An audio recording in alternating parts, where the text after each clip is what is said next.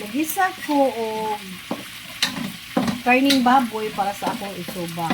So, ako ilunod ang ahos. Dayon ang Mumbai. Ato next.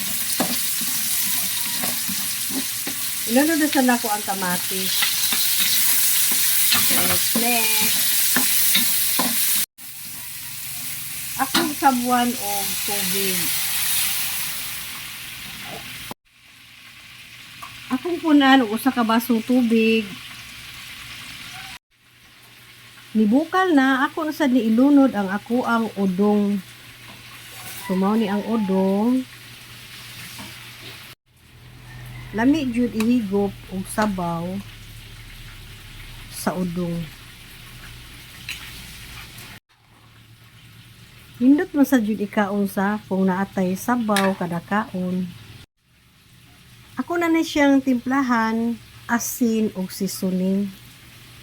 Nagluto jud ko karon og udong kay murag dugay-dugay naman sad jud ba nga wala na ko kakaon og udong. So ato na ni siyang taud-tauran kay murag hapit na ni siya maluto.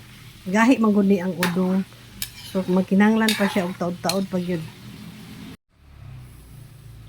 So karon ako siyang sagulan og sikwa kay lami kay ang udong ug naay sikwa.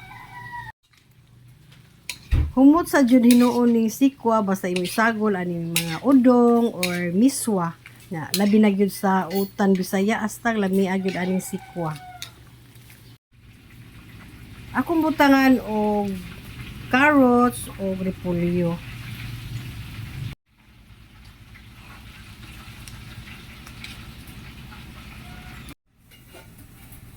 Mga ka-friends, naluto na ang ako ang udong.